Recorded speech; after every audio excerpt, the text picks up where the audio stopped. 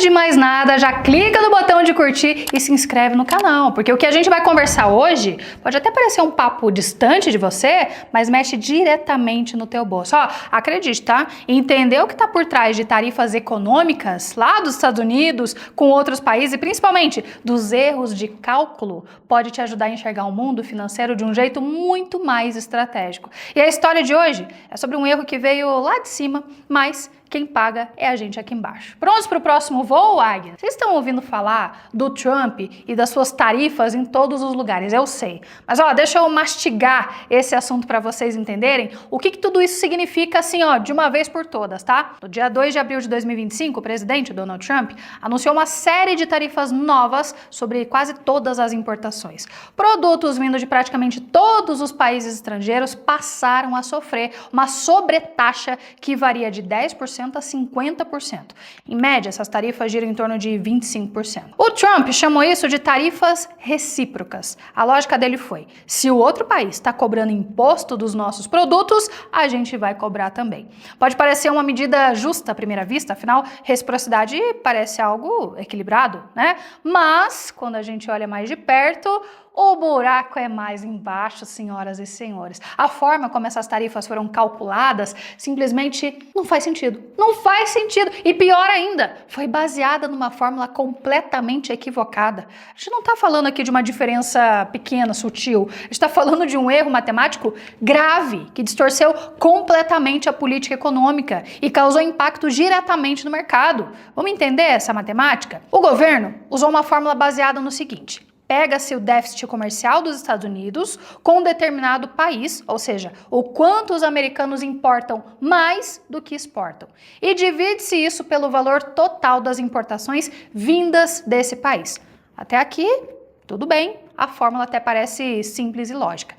Depois disso, o valor é dividido por 2, ou se aplica o mínimo de 10%, ou o que for maior. Pronto, essa seria a tarifa. Mas essa conta, apesar de parecer limpa, está completamente errada do ponto de vista econômico. Primeiro porque ela simplifica demais uma relação comercial que é muito, mas muito mais complexa. O comércio internacional não é só uma conta de compra e venda, não. Ele envolve fluxo de capitais, cadeias de suprimento, logística global, vantagens competitivas entre países, fatores cambiais e muitas outras coisas. Seria como tentar calcular o seu IMC usando quantos passos você deu hoje. Sabe? Não tem relação direta e não tem como ter. E tem mais, a situação piora quando a gente analisa como a fórmula foi construída em termos técnicos. O governo utilizou duas variáveis no denominador da equação: a elasticidade da demanda por importações em relação ao preço e a elasticidade do preço de importação em relação à tarifa. Até aqui, tudo bem, essas variáveis são realmente importantes sim. Agora o problema é que os valores usados estavam errados. Eles atribuíram o valor de 4 para a elasticidade da demanda, o que até pode ser considerado aceitável, mas usaram 0,25 para a elasticidade do preço em relação à tarifa. E esse é o erro crítico. Esse valor de 0,25 veio de estudos sobre preços no varejo e não sobre preços de importação. Só que a elasticidade de importação é muito mais sensível, muito mais dinâmica. Estudos sérios apontam que esse número deveria estar mais perto de 1, ou seja, quase 4 vezes mais alto do que está sendo utilizado. E o resultado? Quando você multiplica um valor certo por um valor errado, o erro se espalha e contamina toda a fórmula. Em vez de anular ou suavizar o efeito, como deveria, a fórmula acabou inflando as tarifas em até 4 vezes mais do que o necessário. Se o erro fosse corrigido, os impactos seriam imensos.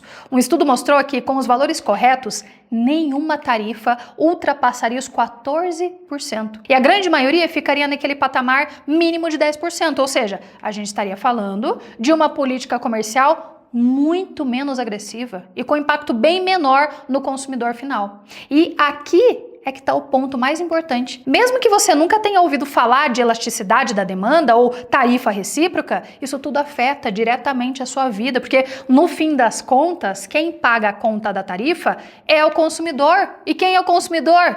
Você, minha águia querida. Quer ver um exemplo simples e direto? Vamos falar de um item cotidiano? Um martelo. Isso mesmo, ó, um martelo. Ô, produção, que item cotidiano que você gostaria de citar aqui para mim nesse vídeo? Porque eu não sei se todo mundo aqui tem como martelo um item cotidiano. Produção, o que você usa assim, cotidianamente? Um item. O martelo faz sentido, o martelo faz sentido. Eu nunca vi a produção usar o martelo, mas tá bom, passou a ser um martelo, um artigo cotidiano. É do nada, é uma quarta-feira à tarde, eu pego o quê? Eu pego um martelo. Mas digamos que o martelo, fabricado no México, custa $2 para ser produzido. Eles vão vender nos Estados Unidos por $4. Enquanto isso, o martelo, que é um item do cotidiano aqui da produção, o martelo americano custa $6 para ser produzido, por causa dos custos mais altos da mão de obra, matéria-prima e de imposto. Sem tarifa, este martelo do meu dia a dia, o martelo mexicano, é mais barato. Só que aí entra uma tarifa de 300%. O preço do martelo mexicano pula de $4 a $8. Resultado, o martelo americano, que custava 6 para fazer, agora pode ser vendido a $8 também, já que virou concorrente. E quem sai perdendo nessa história? O consumidor. A minha produção, que usa muito martelo todos os dias aqui. Que agora vai pagar o dobro por um produto que antes custava metade. Essa lógica foi usada nos anos 80 por Ronald Reagan, e ele impôs tarifas sobre carros japoneses para tentar proteger a indústria automobilística americana. O resultado disso, na época, os preços subiram, inclusive dos carros fabricados no próprio Estados Unidos. O Reagan percebeu o erro e na época ele recuou. Agora, o que isso mostra pra gente? Que tarifas podem até funcionar como uma solução de curto prazo. Só que quase sempre vão acabar virando um tiro no pé a longo prazo. Por quê? Porque elas geram uma falsa sensação de proteção, que enfraquece a competitividade de empresas nacionais, encarece os produtos e inevitavelmente leva a retaliações internacionais. E sim, isso já começou a acontecer. A União Europeia e a China já anunciaram aí medidas retaliatórias. O mercado financeiro reagiu de imediato. O índice S&P 500 teve a pior queda de 2025, mais de $2 trilhões evaporando.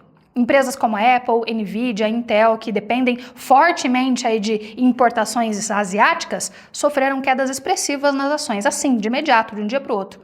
A Nike, por exemplo, despencou 14% depois do anúncio de uma tarifa de 46% sobre produtos vindos lá do Vietnã. E olha que a empresa tem mais de 500 mil de funcionários lá. Mesmo assim, impacta. Mesmo indústrias que deveriam se beneficiar das tarifas, como a de aço, tiveram quedas. A maior produtora americana de aço viu suas ações caírem mais de 20%. Ou seja, até quem era para sair ganhando, saiu perdendo. E tem mais. Um estudo mostrou que se todas as tarifas forem mantidas como estão, o custo adicional médio para uma família americana vai ser de $1.200 por ano. Isso significa menos dinheiro para investimentos, para lazer, para educação, tudo por causa de um erro de cálculo lá no alto escalão. Agora, tem quem diga que tudo isso faz parte de um plano maior, que o Trump está jogando xadrez em 17 dimensões, tentando forçar outros países a renegociar acordos comerciais. E, de fato, mais de 50 países já estão na fila lá para conversar sobre essas tarifas, estão em negociação nesse momento. Só que ainda assim, será que vale o risco? Será que vale toda essa instabilidade gerada? A verdade é que quando a matemática está errada, a economia vai sentir. E não importa quem você apoia politicamente. O que importa é que as decisões econômicas precisam ser baseadas em dados corretos, fórmulas coerentes, impacto real. Porque, no fim, prosperar financeiramente não é só sobre quanto você ganha, mas sobre como o mundo ao seu redor está estruturado. Quando políticas erradas encarecem o custo de vida, reduzem as oportunidades e colocam empresas em risco, isso afeta a sua renda, afeta o seu emprego, afeta até a sua capacidade de investir e de construir um futuro melhor para você. Por isso é tão importante entender o que está por trás, sabe, desses grandes números, das notícias que você vê por aí. Porque quando você entende o jogo, você joga melhor, você tem condições de jogar. Foi para te ajudar a não errar na matemática, assim como o Trump tá fazendo que eu vou fazer uma semana de atividades totalmente grátis a partir do dia 28/4. O programa Enriquece Brasil está no ar. Cada dia de aula são 5. Em cada dia vou te ensinar um tópico sobre como cuidar, multiplicar o seu dinheiro. Então, ó, já se inscreve pelo link que eu vou deixar aqui na descrição e vai ser uma honra te guiar por lá nessa jornada. Então, é o seguinte, se você curtiu esse conteúdo, já aproveita também para clicar no curtir, certo? Aqui embaixo. Se inscrever no canal, ativa o sininho para você não perder os próximos episódios dessa história, os próximos vídeos aqui. Você já sabe, né? O papo é direto, é reto, não tem enrolação, a informação é de qualidade e é justamente para isso, para poder te ajudar a tomar decisões melhores e construir a sua própria prosperidade. Fica bem, cuida do seu dinheiro, continue evoluindo, porque o conhecimento é poder. Seu futuro financeiro começa agora. Até o próximo vídeo, ou melhor, até o próximo voo, águia.